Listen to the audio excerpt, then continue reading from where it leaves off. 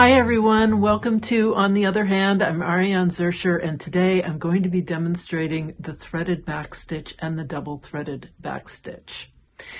If you want to do a little review of the backstitch, I'm going to put the video for that in the upper right hand corner of the screen right now. And you can click on that and take a look. But today it'll be the threaded backstitch and the double threaded backstitch. And I'm also going to talk a little bit about the idea of a threaded stitch and how you can use this exact same concept, the threaded and double threaded, for a whole host of other stitches like the basque stitch or the scroll stitch. Lots of stitches that you might not think about, you can thread them and they look really cool. So grab something to stitch with, grab a needle and some thread, and let's stitch the threaded backstitch and double threaded backstitch together. Don't forget to give me a thumbs up and click on the subscribe button. There's a little bell that pops up for email notifications. You can click on that. Let's get stitching. So when you start your backstitch, you're going to use either the same thread, a different thread. It can be a completely different thread weight, and each decision you make is going to change what it looks like. So here I have a very lightweight, this is spun silk with flames. It's a Steph Francis thread. And I'm going to come in with a variegated Steph Francis pearl cotton. I'm going to either come from above and go down, or I can go from below and go up. It doesn't really matter. If you're right-handed, you're going to be doing the exact same thing, but coming from the right side, moving left. As I'm left-handed, I'm going from the left side, moving right. So in order to do just a standard threaded backstitch, I'm pulling my needle through the backstitch, back and forth. So up and down, then down and up. And this gives me a single thread. This would be called a threaded backstitch. And I can end my thread by going right back down into the hole that I ended my backstitch. I can tie a knot. Or if I want to do a double threaded backstitch, I can come back up and go the opposite direction. So instead of going over the stitches as I did the first time, do you see how it's going over? I'm now going to come from below and go up. And now I'm doing what would be normally the right-handed way, from going from right to left.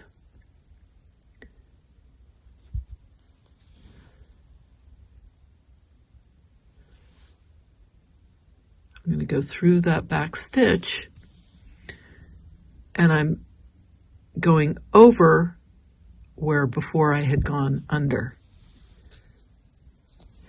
And there I have a kind of much bolder, more almost rope-looking effect. And now I can end by going right where my thread originally emerged. So that's a double threaded. So I started with with just a regular threaded, and then this is the double threaded. I can tie a knot, and because I don't have any layers to hide my thread through, I'm just going to weave it into the back of the stitches. Now, if you don't want a knot, you don't want the bulkiness, say, for whatever reason, that's fine. You don't have to tie a knot. You just do what I'm doing right now, and you weave your thread in and then clip it. And this is also what you would do if you ran out of thread and needed to start a new thread. If you need help figuring out how to do something like a quilter's knot, I'll direct you to the video that I did on how to thread a needle, how to do a quilter's knot, and that link will show up right in the upper corner right here. I wanted to show you a couple of other things that you can do when you're threading. So now I'm threading this on this is an Aurora thread from the Thread Gatherer, which has some pile to it and a little metallic strand. So now I'm going to go down just as I did before. But this time I'm going to not have it lay as flat. I'm going to give it a little bit of a loopy effect. I'm not going to pull it through. I'm going to let it have a little, like a little scalloped edge. You can make this even bigger. You can make it more subtle. It's entirely up to you, but it does give it a very different look. So again, I'm just weaving in, up, and down, right? Up and down.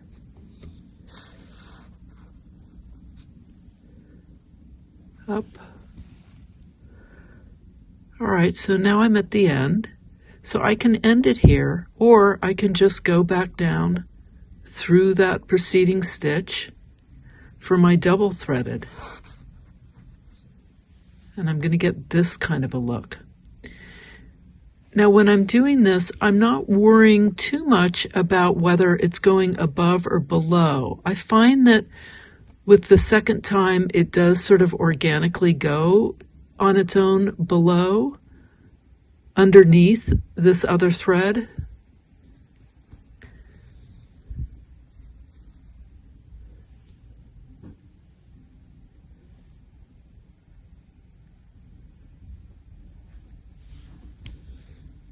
Now these back stitches are also pretty close together.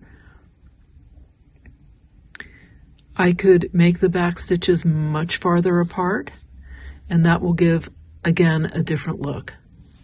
So you can play with all of that to see what you like and what kind of, how dense you want this. All these decisions are going to change how it looks.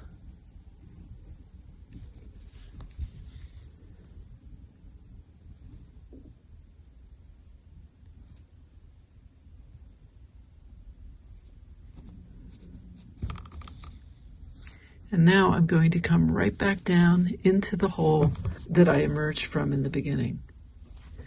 And do you see how different that looks compared to this? It's a really, really very different look to it. This is a silk ribbon, and I'm going to go ahead and show you what I do if I run out of thread in the middle of doing this. So I'm coming along here, and I wasn't paying attention, or I have a really, really long stretch of threading ahead of me. And let's say I now have run out of thread. I just don't have enough to finish.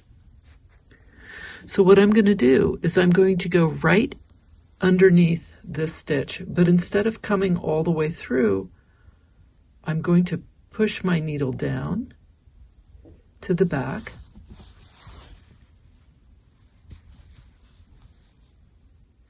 I'm going to thread a new needle, and now I'm going to come up right exactly where I ended this thread. So just under this stitch here. And I'm going to come up,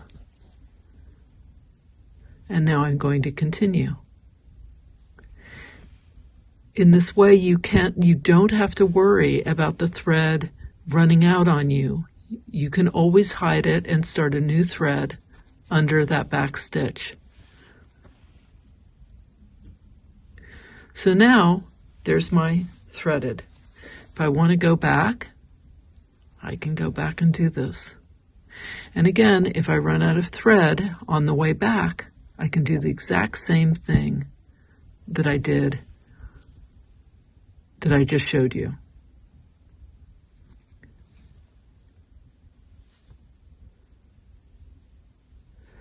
Now, since the threaded and double threaded backstitch are not wrap stitches, I'm using a chenille. And I use a chenille needle for non-wrap stitches, and the number shirt chenille needle that I use is dependent upon the weight of thread. Right now I'm using a 5 weight thread, and so I'm using a number 18 chenille. If it's a 3 weight, which is even heavier, I'm going to use an 18 chenille.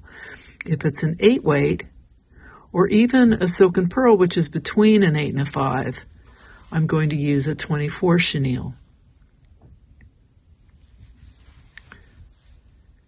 And there it is. I've done a larger stitch for the back stitch, and now I'm going to come in with this. These are all Steph Francis threads.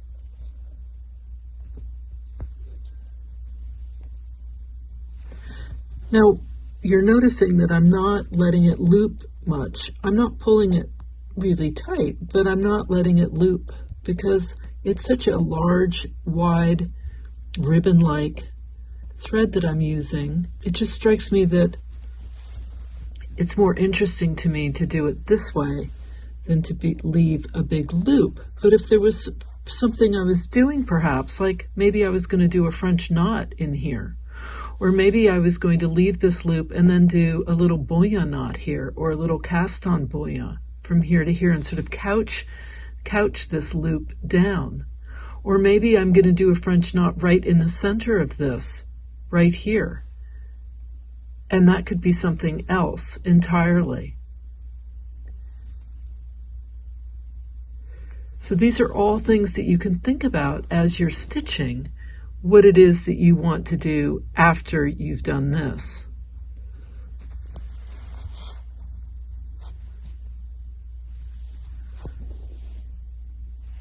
So isn't that pretty? It kind of gives this little zigzag look, and that's just the regular threaded backstitch. And now I'll go ahead and I'll do it double threaded.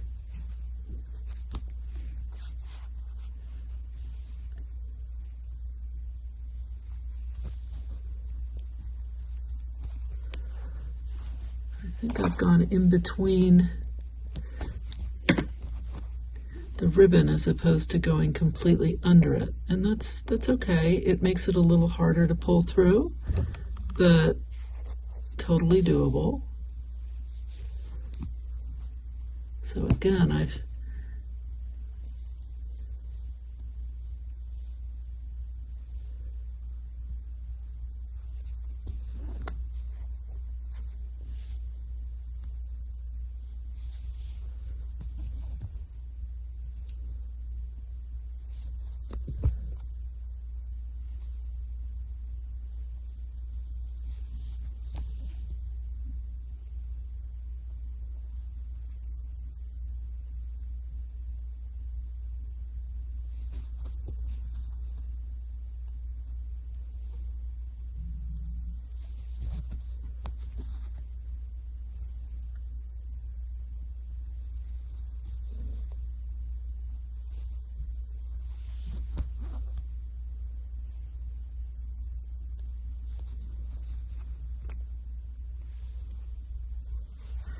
and there it is.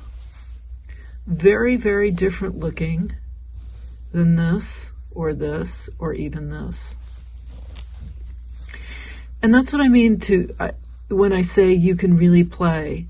So I encourage you to explore and try different threads and see what you come up with and what you like. But any thread can be combined with any other. It's just going to have a different look. So for example, if I used an 8 weight pearl cotton for my backstitch, it would be less prominent. So this ribbon, or whatever you want to call it, would really be even more prominent than it is here. As it is here, you can still see that backstitch, which I kind of like. And now again, I'm going to end just where I came up. And I'll go ahead and weave my thread in.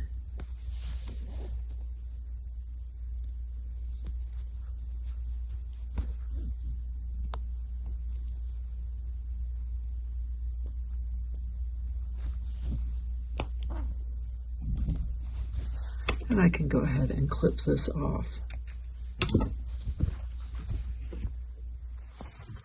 I'm going to do the back stitch around this wool circle here. This is Steph Francis. It's a texture selection. It gives you a whole bunch of different threads all in one skein. I love them.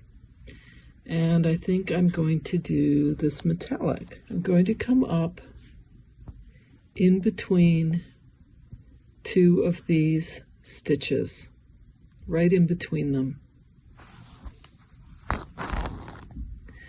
And then I'm going to go through this first back stitch and pull my thread through. I'm going to keep it fairly relaxed. Now I'm going to go in from above, pull that through, come in from below, pick the stitch up. I'm going to come down from below, push my needle through, go back down, come back up,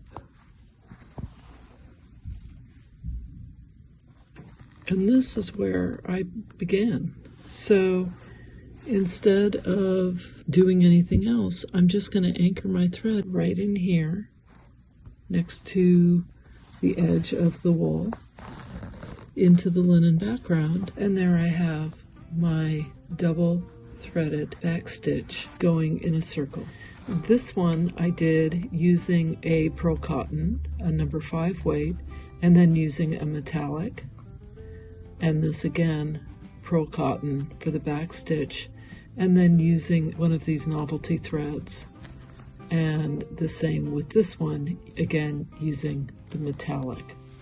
What's lovely about the threaded back stitch is it's really fun to play with the different threads. These are then silken chenille that are couched in between. So you can see that just with a couple of different stitches, you can really get something quite dynamic and exciting looking. You can do this exact same concept with a whole series of other stitches. This is a scroll stitch in this light blue shepherd silk that I then went ahead and threaded just like I would the back stitch, but I double threaded the scroll stitch with a silken pearl. So that's an example of using this concept of the double threaded, but using it with an entirely different stitch. This is an example of doing a double threaded rosette chain. And again, I did this with a silken pearl, and I just went and double threaded this rosette chain. This is an example of a double threaded basque stitch, as is this. I also double threaded going around here. Again, here for this rosette chain. I hope you found this helpful, and perhaps it gave you some ideas of what you might do or what threads you might play with to experiment and see what worked, using a very small back stitch to using a much larger back stitch, and then what thread you're going to do your threading with, and if you're going to do it double or single threaded. Thanks so much for watching. Here's to stitching together.